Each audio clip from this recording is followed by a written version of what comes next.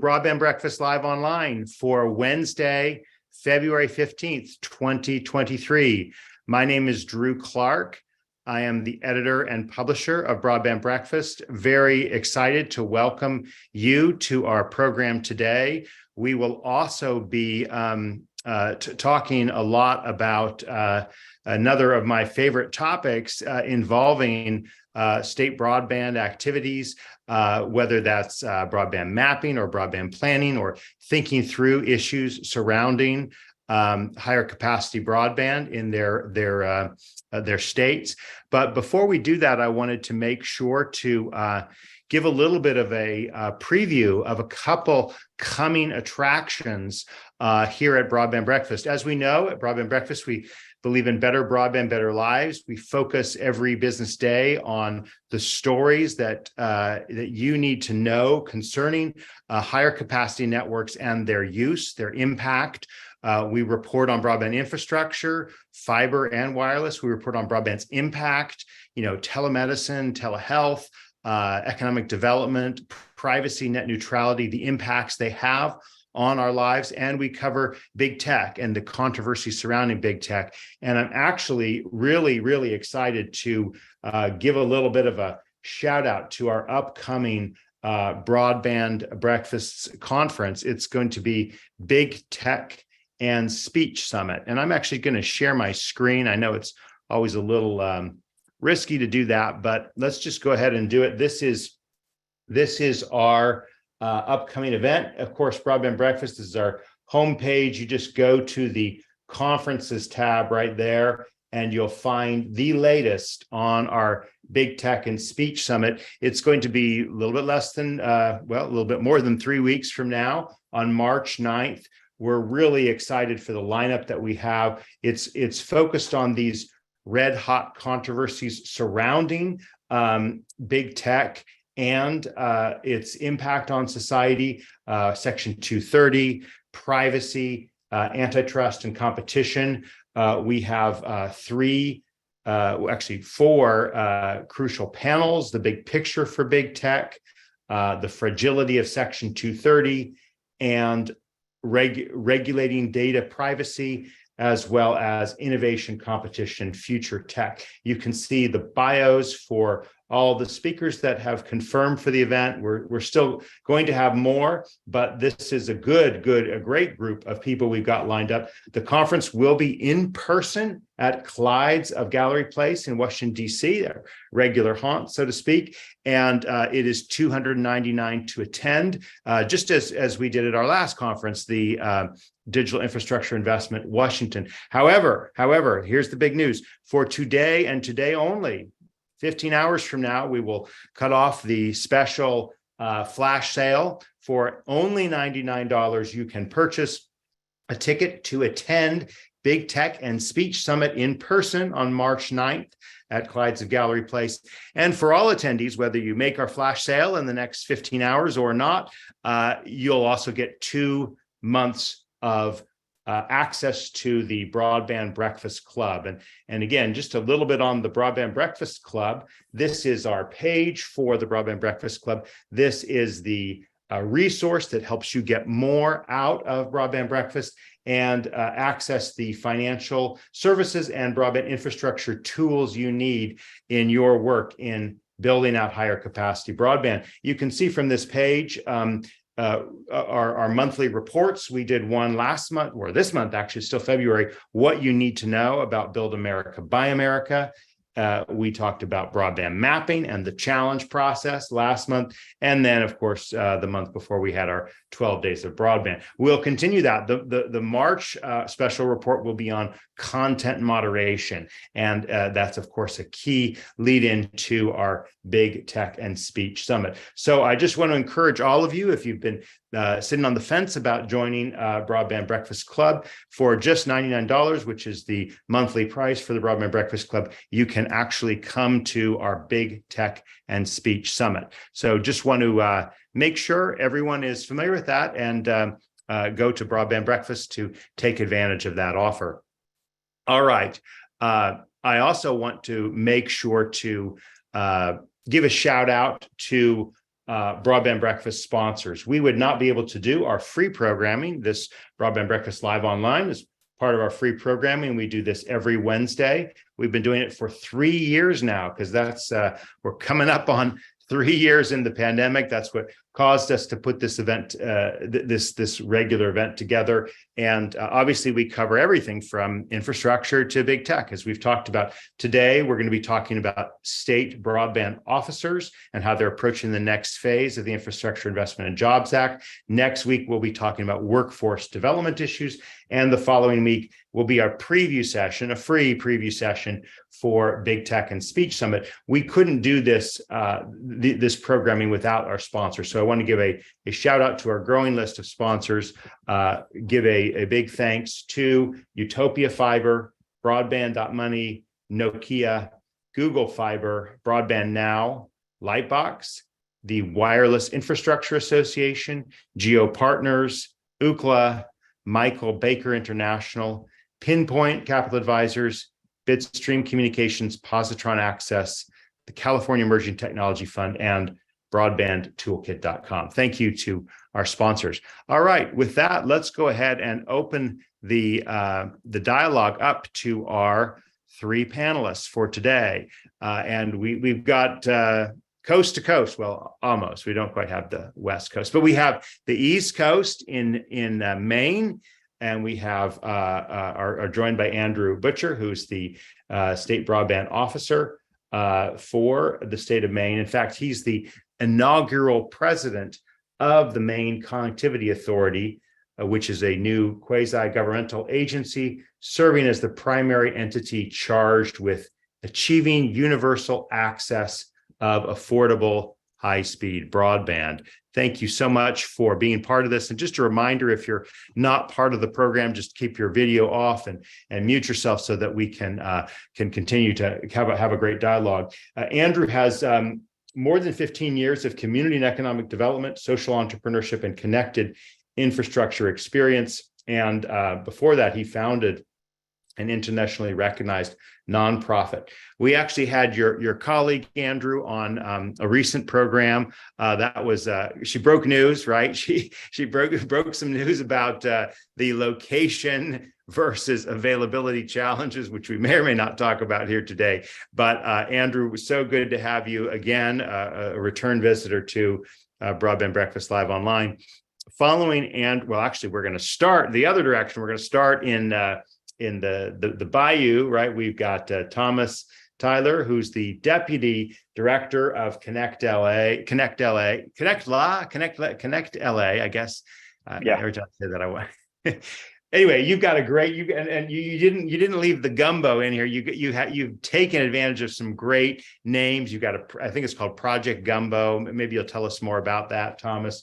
And we were very excited to have either you or your director, Vineeth, but so glad, Thomas, you could join us, share some of your experience in technology strategy, cybersecurity, economic development, and public policy. And for the past 13 years, Thomas, you've led a variety of public and private sector roles. And most recently, you were a consultant for one of the nation's leading cybersecurity and technology advisory practices. So we're very excited to hear from you, Thomas, to hear about what's going on in Louisiana on broadband mapping, planning, economic development, how you are using your tools in your toolkit to help get that highest capacity broadband to Louisiana. And betting cleanup in our program will be Rebecca Dilk. Thank you for being with us, Rebecca. We actually did an in-person program with Rebecca last July when I was out in Utah. My oldest son got married out there, and it was great to have a group of people. You didn't hog the limelight, Rebecca. You brought a bunch of people in the Utah, and in fact, you're going to a Utah Broadband Council or Utah Broadband Advisory meeting in about an hour's time. So thank you for making time out of the schedule today to speak to us. And you, as the director of the Utah Broadband Center within the Governor's Office of Economic Development, are facilitating connecting households and businesses across the state to high-speed internet. So Rebecca, we'll look forward to hearing from you, but give others a chance to speak first. So with that, let's turn it over to you, Thomas. Give us a little bit of the lay of the land, and as we described in the kind of the intro, and I'll take one more quick minute. Okay, we're focused now at this moment of what is the next phase of the state broadband offices. Almost all or all state broadband offices have now been stood up. Obviously, they have received funding kind of late last year. Every state, all 56 of the entities, territories, and states received their planning grants, and they're busy working on an action plan for broadband. And at the same time, the FCC has announced and released a broadband map, the National Broadband Fabric, and then they've started to get data points in that map. There was a lot of attention around a January 13th deadline that might or might not have been a deadline. We later learned from FCC Chairwoman Jessica Rosenworcel, but there was an apparent deadline to get in location, or I should say availability challenges. And now that we've passed that deadline, what are the states focusing on in order to maximize the amount and impact of your federal broadband funding? I put a couple thoughts of myself that's in the panelist resources for this page about how states must not succumb to defeatism on broadband data and mapping. It gave a little bit of a historical perspective about some of the things we've been through in the past. And while we certainly are open to talking about broadband mapping and planning, we don't need to talk about that. We really just want to hear from you about what you're focused on as we enter into this next phase. So thanks for bearing with me, and let's turn it over to you, Thomas, to tell us a little bit about how Louisiana is approaching this.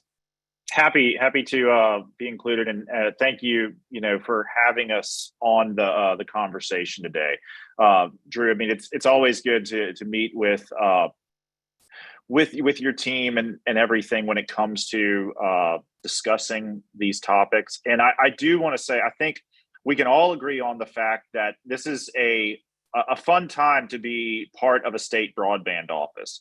There's so much going on and such a good learning experience, especially, when last week we were all in DC for the SBLN conference, and which has grown exponentially every time it's held.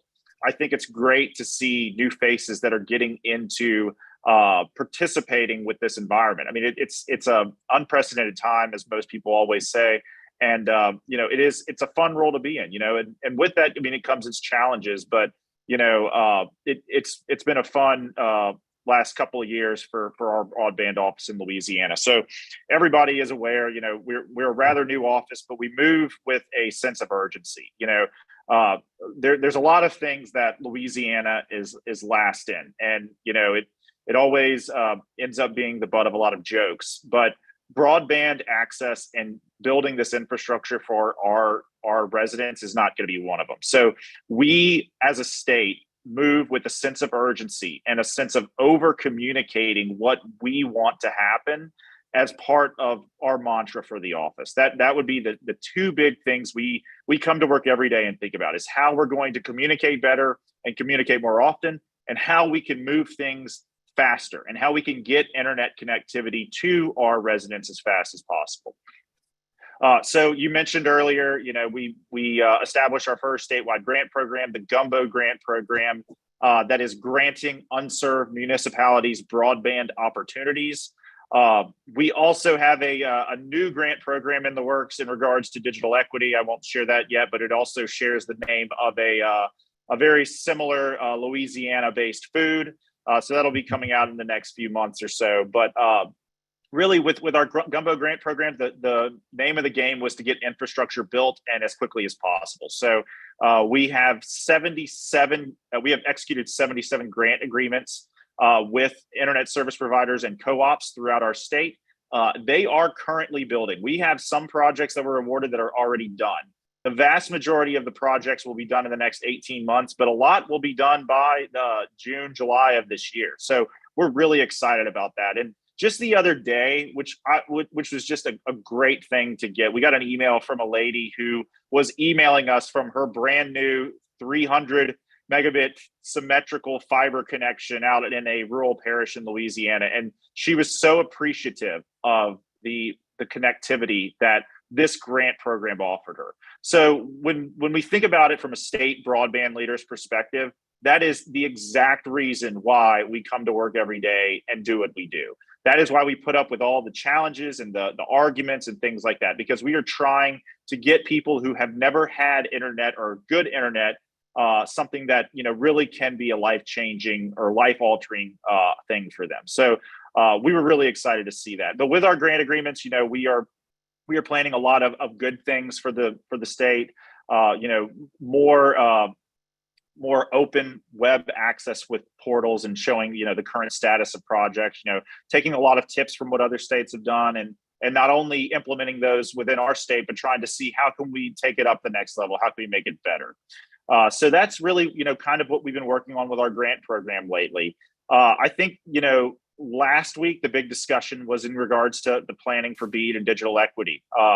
And so we're moving forward with our plans. Obviously, you know, we were the first state to receive our planning funds for those programs, which also makes us the first state to have them due. So we are moving again with that sense of urgency to complete these plans in a timely manner, and really over communicate what we're trying to do with the general public and ensure we're receiving a lot of feedback from that. So that's a lot of what we've been working on, you know, at least this week. I don't know if you had any specific questions for me, Drew, you know, based on what we've been working on. So I'm happy to dive in a little deeper if you'd like.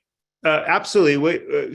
Thanks for being concise and brief. I have three quick questions for you. Actually, one comes from a questioner here, which is how large is the Louisiana Broadband Office? So we have three people. So we have, you know, his name precludes him, but it is, but beneath is, you know, our executive director. And he hired me 3 short months after he started. And we had actually had a conversation about what this role might entail on his first day on the job.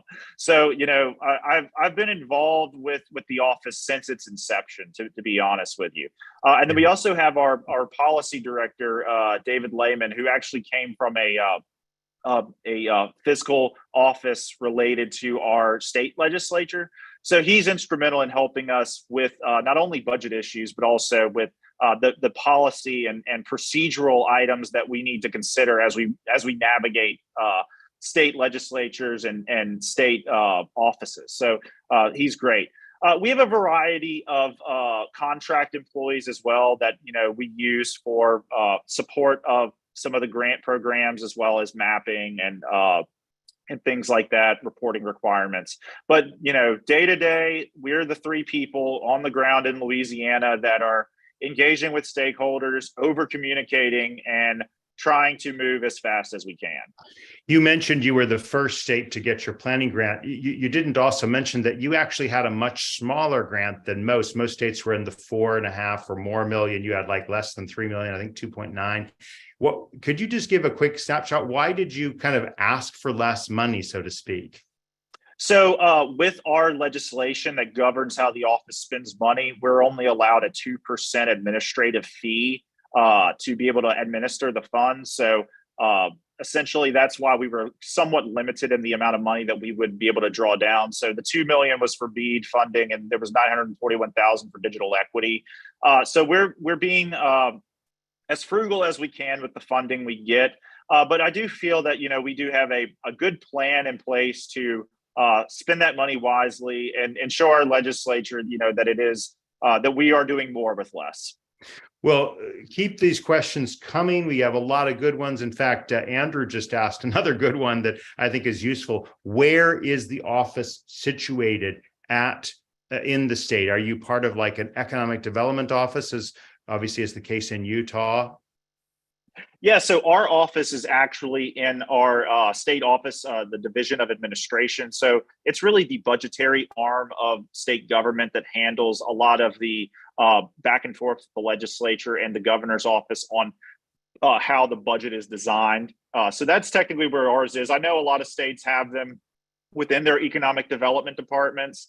I think that just didn't make sense for our state, and this was really, the governor's decision on and the legislature's decision on where the office should be located. And one final question I think is relevant for everyone. You referred to the SBLN, the State Broadband Leaders Network. Would you say just another word or two about that and how you all interact together when you came together last week in Washington? So, to be honest, it's really been a great exercise in how a generation changing program can be held up by states. I don't think we've had discussions on this at some of the previous meetings, and just in general with a lot of other state broadband leaders. The level of collaboration and interactivity that each state office has across the country, I think, is unprecedented. There hasn't been a program like this before, where you have the engagement of so many different state level employees across so many different geographic regions. You can take all of these discussions and really glean good ideas from every state. Everybody has challenges that they face that are a little bit different than what we might have in Louisiana. And so I think that having everybody come to the table and meet with each other and discuss the challenges they face and the different things that other states are doing to help mitigate or deal with those problems is super helpful. It really is, like I said to begin with, it's a fun time to be a part of this space, to meet so many new people from around the country that are really doing everything that they can to change the status quo in their own states. Well, wonderful. And we've got a dozen or more questions, but we can't keep it all on you, Thomas. So let's go to Andrew. Give your 5 or so minutes on where Maine stands, and then we'll move to Rebecca and open our discussion up. So the floor is yours, Andrew. Great. Thank you so much, Drew. Can you all hear me okay? Yep. Oh, wonderful. I did just get a hot tip about the name of the new Louisiana program, Crawfish for All. So I think that's going to be super clever. I'm kidding. That's pretty good, though, Andrew. I like that one. I think we can get a crustacean challenge going here, Tom. Yeah. Drew, thanks for having me. Hi, folks attending. Thanks for spending your lunch with us. I'm Andrew Butcher. I serve as president of the Maine Connectivity Authority. As Drew mentioned, we are a new quasi-independent state agency created by bipartisan support in our state legislature in 2021. Now, as a new agency, there's a lot of new things to be able to speak to, but it's also important to acknowledge the strong legacy and foundation that we're building from. There has been a state broadband office in Maine for many years, like many offices, underfunded, understaffed, doing a yeoman's job in facilitating planning, and in particular, really at advancing a community-driven public-private partnership model in Maine. So we are building from a strong legacy of that, in addition to a strong focus around digital equity, given that we are a state with a huge amount of space and not a lot of humans, representing the highest concentration of rural population in the country. So I just want to, I'll speak to since 2021. I joined just over a year ago and served as employee number 1. And we are truly an independent organization enabled through the legislature and the governor as our eligible entity for our broadband planning and investment efforts. But as a new organization, we've been starting from scratch, truly building out all aspects of organizational infrastructure and building from some of the prior planning and infrastructure investment programs in the state. With that, we were created in part to be as proactive and nimble as possible, and to apply as many unique and innovative and creative financing options as possible, given some of the fundamental constraints that we as a state faced in addressing our connectivity needs. As I mentioned, we have a large concentration of rural population. And so to date, we've invested pretty significantly in a community-driven regional scale public-private partnership. And I know I've spoken with many of you about this, but certainly from a community development standpoint, engaged, equipped, and informed communities represent a really important mechanism in identifying demand and shaping the scope and flavor of infrastructure projects. And so we've been trying hard to build upon that legacy because it represents a very specific economic indicator. Where there is those engaged networks, they represent a take rate. That take rate represents an opportunity to engage a public and private partnership to maximize investment. Our work as a result has very much focused around the role of readiness and how to enable readiness, how to help communities get ready, and how to reinforce and invest in that readiness through public-private partnership programs. So our capital projects funds through the American Rescue Plan very much built upon that, further looking to leverage private investments, maximize that community planning effort, and think strategically around where are the gaps in our internet ecosystem from a middle mile standpoint, and how can we be strategic in advancing and addressing our needs for the future, given that, of course, our demand for digital infrastructure is by no means decreasing, but only exponentially increasing. That has accelerated us, I think, from an aspirational standpoint to be the best office that we can be, and to attempt to be one of the best offices in the country. And so, you know, it's incredibly humbling to be amidst Utah and Louisiana, who we regard in such high nature for track record and work done to date.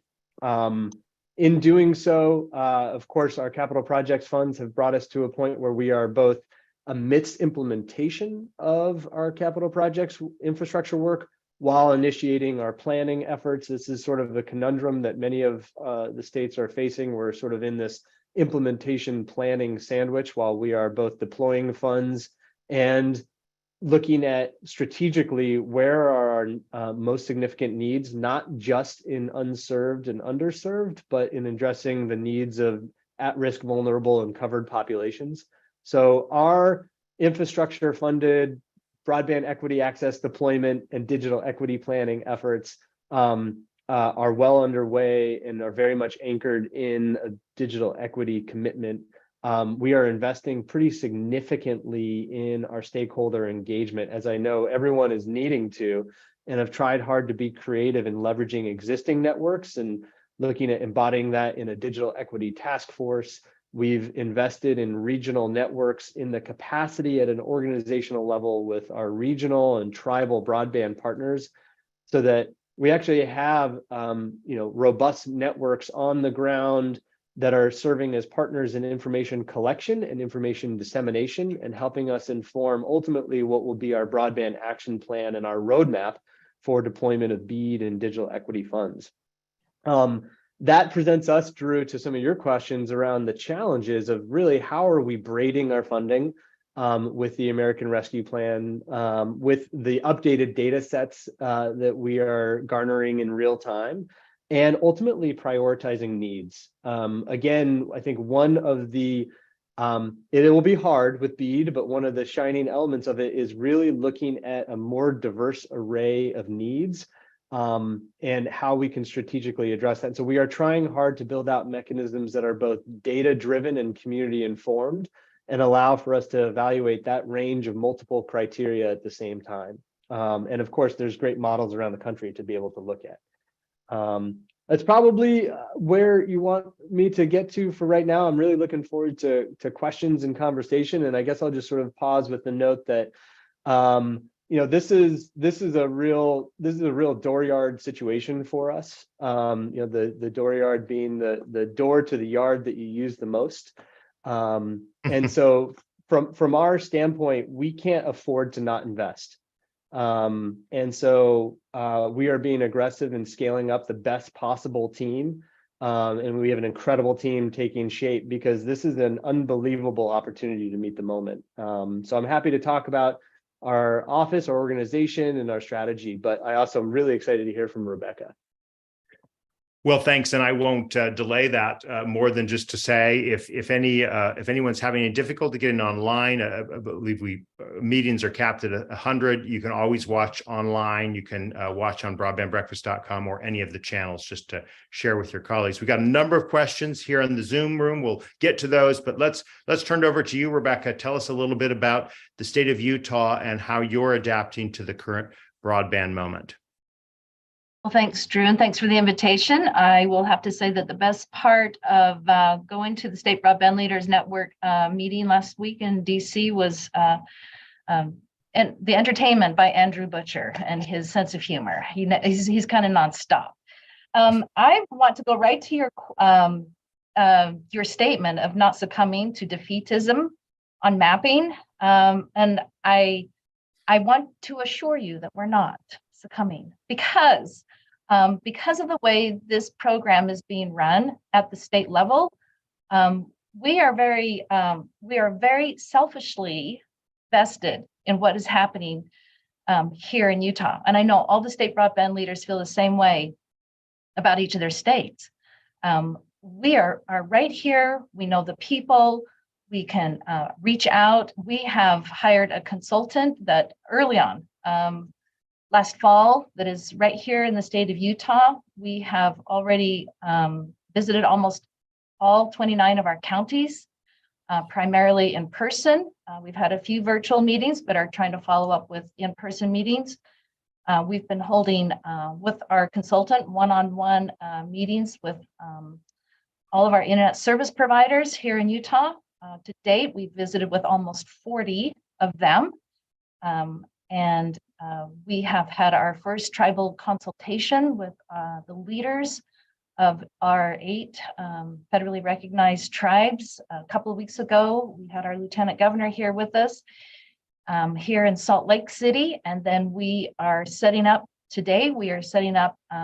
individual consultations with each of the tribes. So we are going to go traverse our huge state, which takes many, many hours to get from point A to point B, but we're excited to do it, and meeting with them. In fact, I even go over the border to Arizona. We've attended a number of meetings with the Navajo Nation. Their headquarters are across the border, and we are partnering with the Arizona State Broadband Office and the New Mexico Broadband Office in helping to get the funding and address their needs on the Navajo Nation and tribal areas.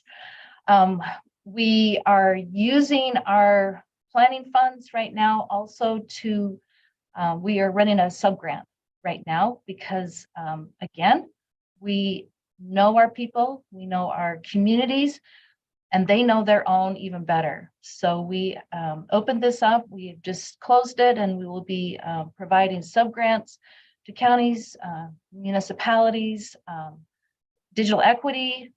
So we have both. We have a BEAD sub-grant and a digital equity. We go into nonprofits, various organizations that are working to address not only the infrastructure, but the accessibility and affordability.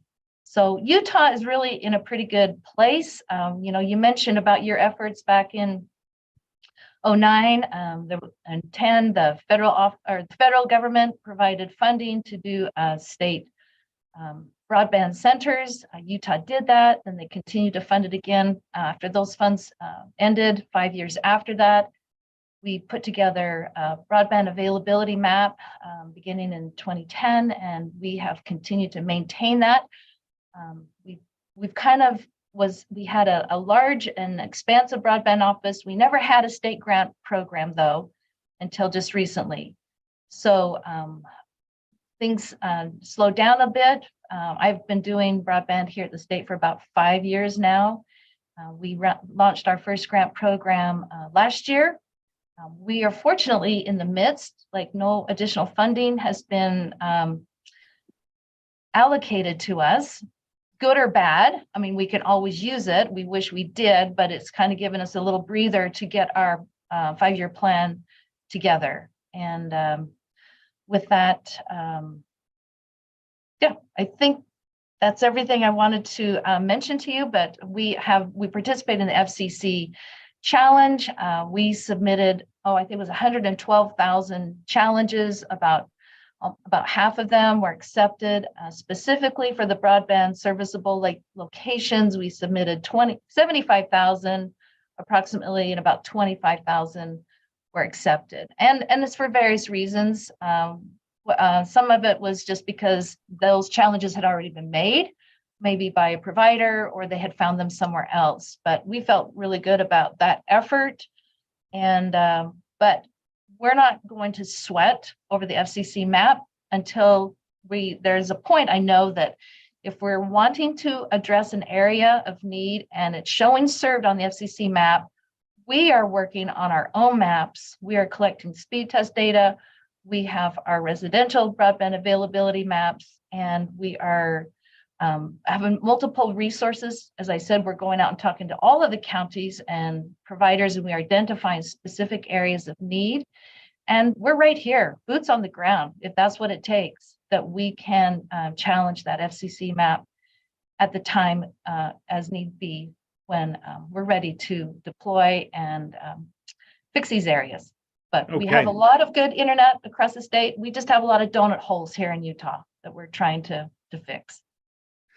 Well, let's dive in. We've got a number of great questions here, and I want to start with one from this is from Flora Donovan. How important are the FCC maps to the speakers, especially if Louisiana has already executed about 73 grant agreements? So let's start with you, Tom, but I want to hear from everyone on this point about, how you make grants in the kind of the flux that is the FCC's broadband map.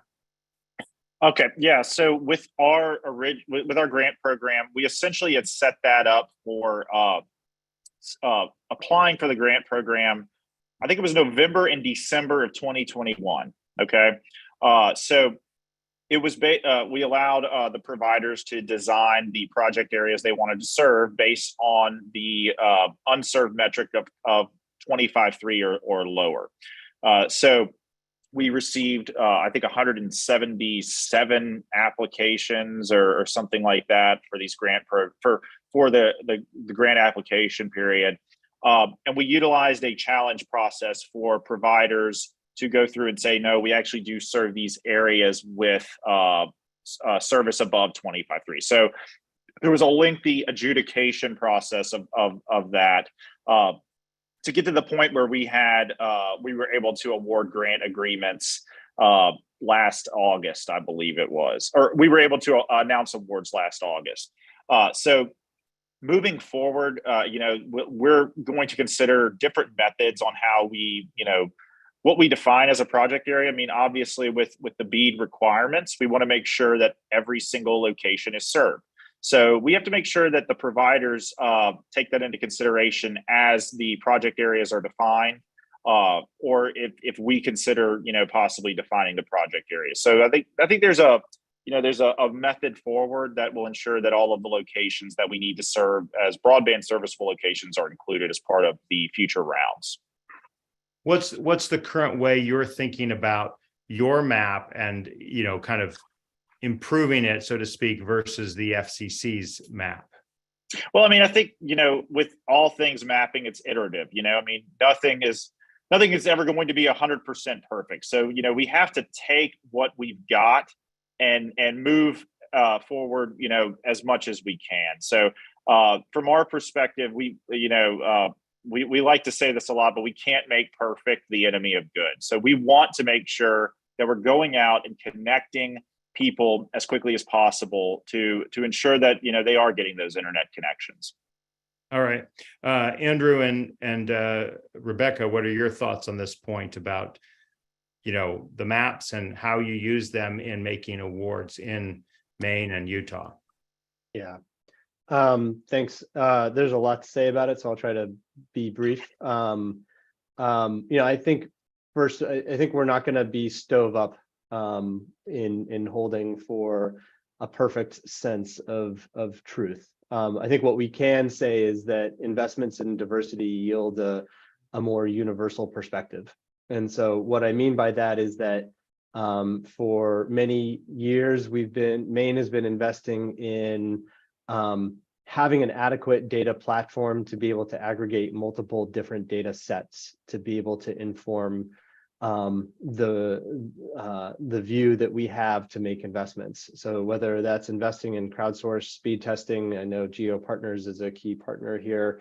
We've been grateful to be able to work with that platform to generate patterns and insights of speed testing, not as a universal version of truth, but as one lens of perspective to help augment and inform.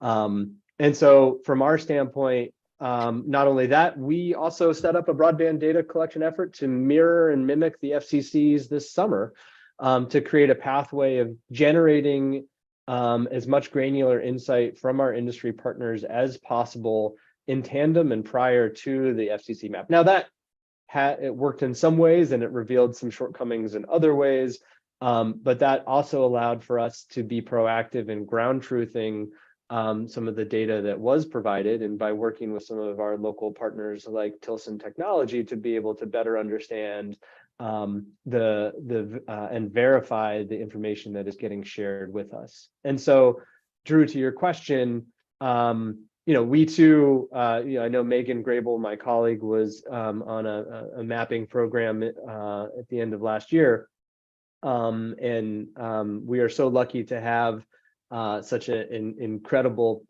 GIS expert and data analyst like Megan on the team, who's been just looking so closely at the requirements and at the rules and helped facilitate over 130,000 service availability challenges. So from our standpoint, it is not perfect. We will be diversifying data sources. We will be iterating and refining our data platform so that we can be able to incorporate. Now, we are also amidst a huge data collection effort right now. We need a robust platform to be able to accommodate that, and are continuing to iterate on the platform that we have right now. I will also say that while it is not perfect, the updated BSLF and the fabric does allow for us to make progress, right? There is clearly utility of what has been getting developed. I'm not going to get into what's gone right or what's gone wrong with the FCCs because that's a longer conversation. But just to put it in perspective, today I received a protest of sorts from a incumbent provider in the state referencing their 477 data in relationship to a project that we're looking to provide investment in reaction to community demand for. And, it's a good thing to be able to collectively say, actually, that data has long been recognized as inadequate. It has been sunset by the FCC as a viable data source. We are relying on the fabric and the iterative process of which we will be refining that data over time. And so I think, is it perfect right now? Absolutely not. Should we be waiting on a sense of perfect? No. Should we be investing in additional ways of augmenting that data and diversifying data sources? Absolutely. Thank you. Wonderful. Rebecca, do you want to chime in on that one? Yeah, I agree with both Thomas and Andrew. I just believe that there's a lot of resources out there today. There's a technology and we're using it. We're taking advantage of it, and we appreciate our partners both in the private and public sector. I think I mentioned earlier about the FCC map.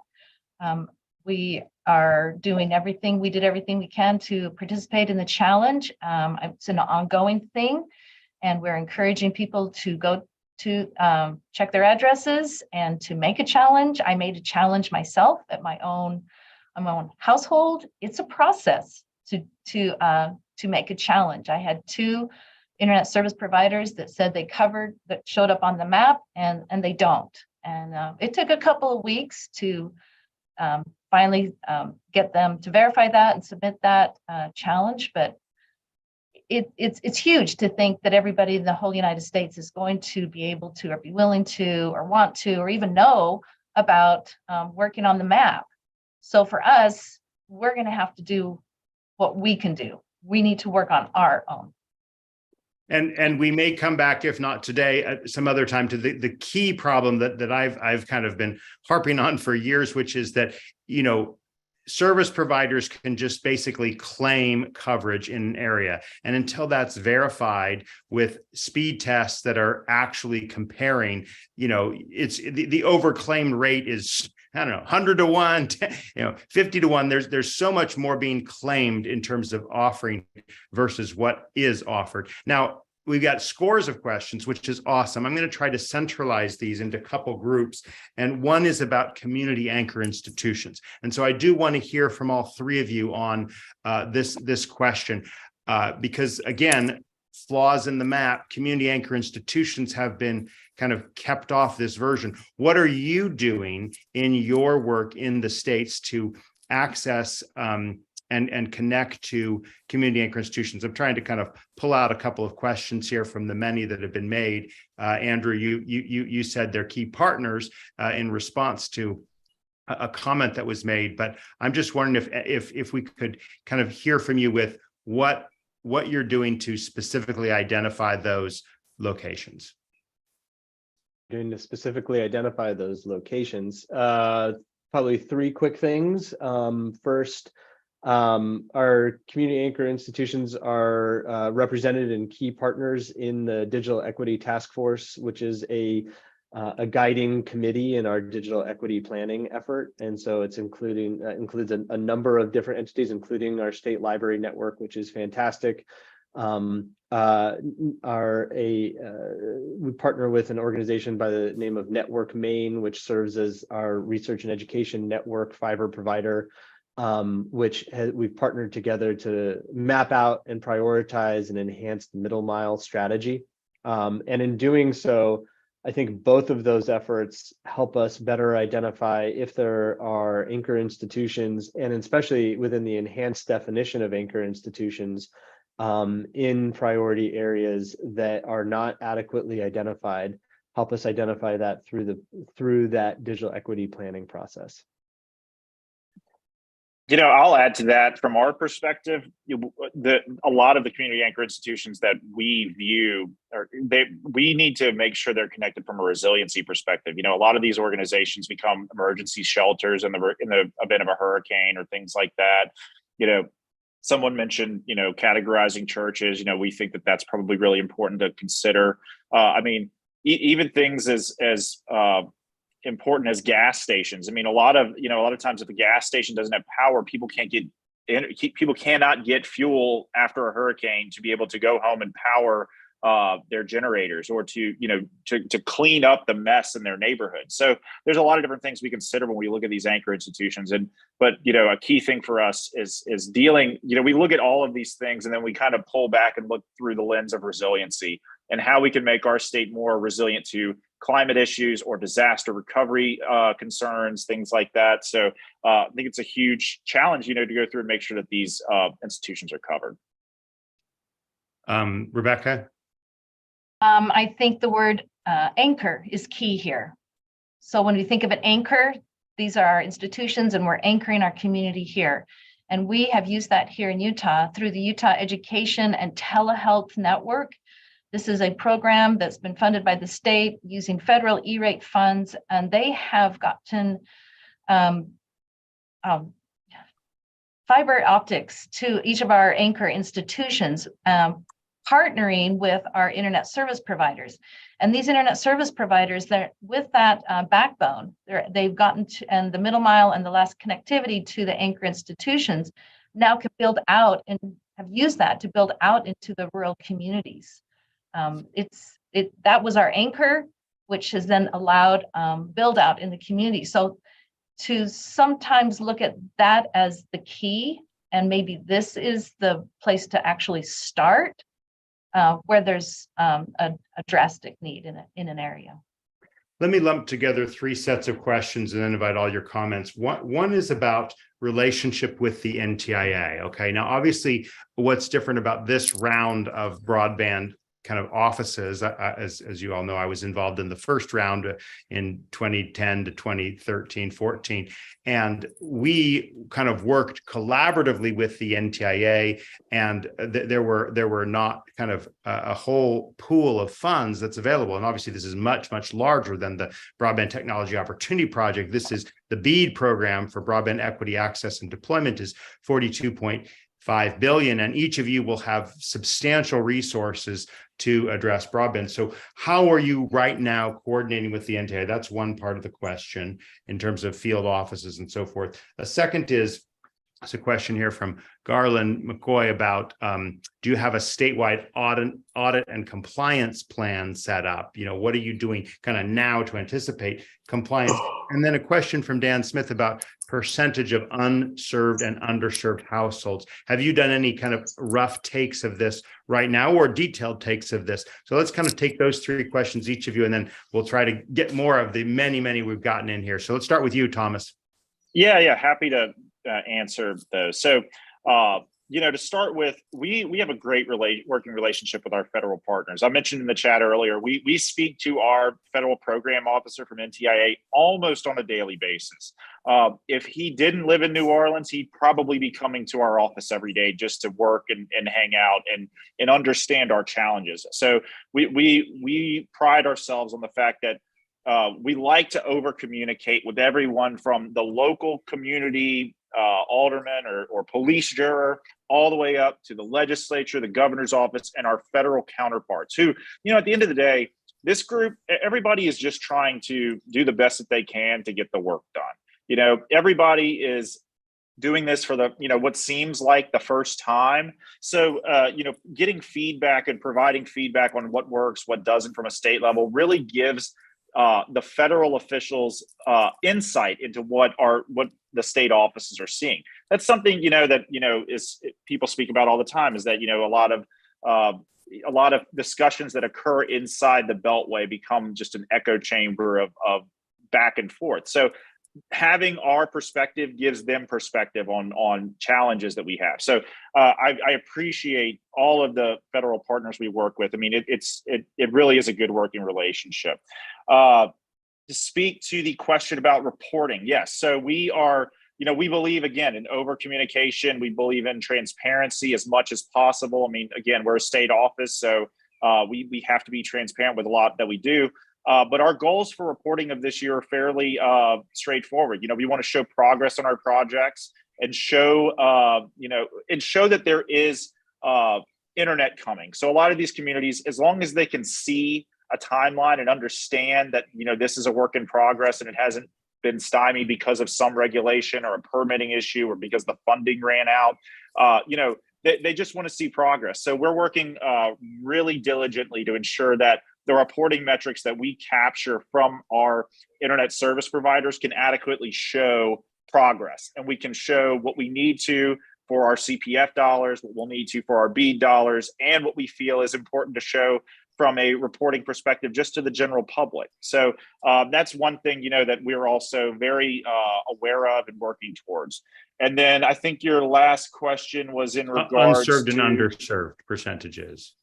Yes. So we believe there's about 1.5 million residents in Louisiana. That's about a third of our residents that don't have access to good internet or don't have a device or lack digital literacy skills.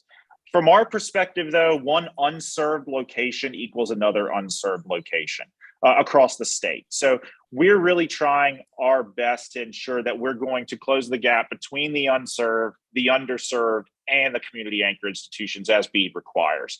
But that's kind of our mindset at this point.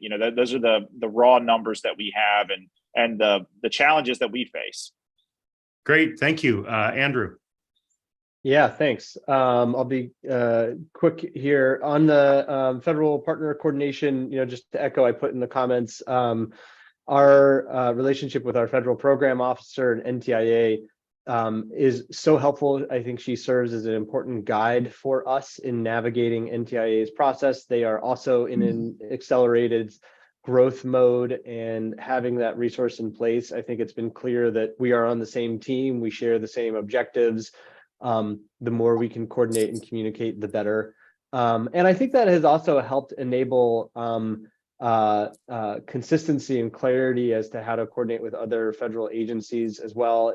Maine also was a 2021 awardee of a NTIA Broadband Infrastructure Program Award, receiving 28 million to facilitate over 12,000 connections with 6 different communities and partners.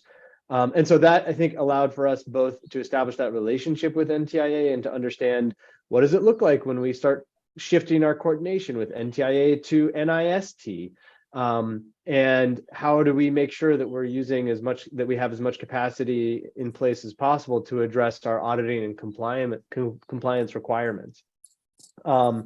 I think that role of the FPO also has been important, again, in tapping into and navigating other federal relationships. In particular, it's a different type of entity, of course, but it's been really helpful to have our FPO engaging with the dialogue and the planning effort that the Federal Reserve of New York has been facilitating in their digital equity planning and investment efforts. I know I see that Otho Kerr is in the audience as well. There are so many resources, partnerships, and funds to leverage from a federal standpoint. The more intentional we can be in opening up those pathways, I think the better. And I think having a resource like our federal program officers can really help enable that. I want to speak to, really quickly, I emphasize the having existing federal grants and state oversight and state grants also ensures that we have to pass a pretty high level of scrutiny from a compliance and reporting standpoint. All the more reason why, especially like a new startup organization like ours, has needed to invest in building out that capacity. The last thing I'll say, and Rebecca, I'm going to come to you hot here, is that on the percentage of unserved, underserved, Maine has been pretty aggressive and forward-leaning into elevating our standards and establishing our own standard of serve. So 2 years ago, Maine established a standard of 100 over 100 as our definition of broadband. How that complies with the different federal requirements creates a little bit of a murky soup that we don't have time to get into. But what it really means is that about 85% of our state, 555,000 locations or so, is effectively not served with broadband. And so that's the issue that we, of course, are trying to address, and how we're utilizing the standards built into different funding sources is essentially the hard work that we have to navigate. Rebecca, coming to you. Okay, it's like we're on the finish line. I can't say anything more, really, honestly, than what Thomas and Andrew have said when they're talking about the federal program officer and the connection that we have with the NTIA. I can tell you, as far as the reporting goes, again, the state, I come from the Governor's Office of Economic Opportunity. We've been doing grants for years. And so we have a whole office here of providing, the reporting and maintaining the auditing and handling that, as well as the federal requirements. We work, as far as the percentage, that's up, again, like Andrew says, is up to debate. That's what we're doing right now. We're going out there to verify these numbers. We're showing about 5% as being unserved in the state of Utah, 4 to 5%. But we want to verify that. And I would say probably our biggest issue, more than even the connectivity or the infrastructure, is the digital equity, is the access. That is an area where we have not had as much focus on, but I know during COVID, we heard back from our internet service providers who reported that everybody they connected in the rural areas for free, 10% of those that did not keep the service, it had to do with affordability. Like they couldn't maintain that, even though they had a few months of free service, they couldn't keep it. You think 10%, is that a lot? Well, yeah, if you think in a classroom, 1 out of 10 children, are not connected.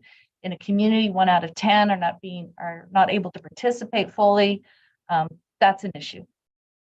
Well, there's so many questions that have been left unanswered, and we will return to this. We have several planned programs on Broadband Breakfast Live online with state broadband officials. I'm going to give each of you a chance to say a final word. Two things I might just, teasers if you want to address this. We have a really great question here from Scott Perry about what you think about selective versus broaden as a focus for your efforts. In other words, are you kind of focused on everyone, or are you basically taking the view that maybe 80% of these will happen, but you may need to focus in on a specific area to make sure they get served? That may be one teaser for thought, but I'll leave it to any of you to close out with what you're looking for as you kind of take the next step towards the June 30th date that the NTIA will be awarding funds to each state. Let's again give Thomas and Andrew and Rebecca, each of you take 30 seconds in closing here. Yeah, sure. I mean, so I think from our perspective, we want to make sure that we can serve everyone. We feel confident that we'll be able to do that with the funding that we'll have available. I think there's a method for utilizing a variety of technologies to do that, whether it's from a perspective of resiliency or not. There's a variety of things out there that we can use to do that. So we're going to continue moving forward with our planning process and ensure that we're meeting the goals that are required from our internal perspective, as well as our governor and from NTIA. Thank you, Thomas. Andrew.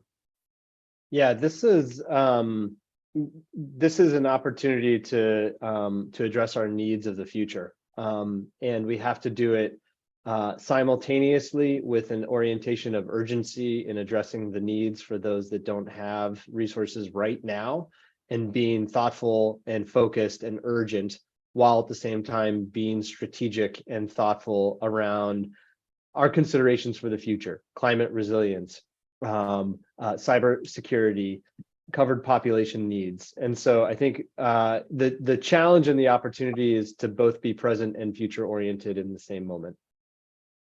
Great. Rebecca, you get the final word here. Hey, those are really good answers. I think the key here is working with our partners. So we see our internet service providers as our friends, not our enemies.